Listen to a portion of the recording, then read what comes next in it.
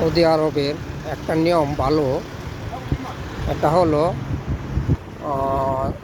Ladies যে টেলার্সগুলা, মানে মহিলাদের যে কাপড়গুলো সেলাই, ওই কাপড়গুলা আপনার যে ডিজাইনগুলো দেবে বাহির থেকে দিতে হবে, দোকানের ভিতরে দেওয়া যাবে না।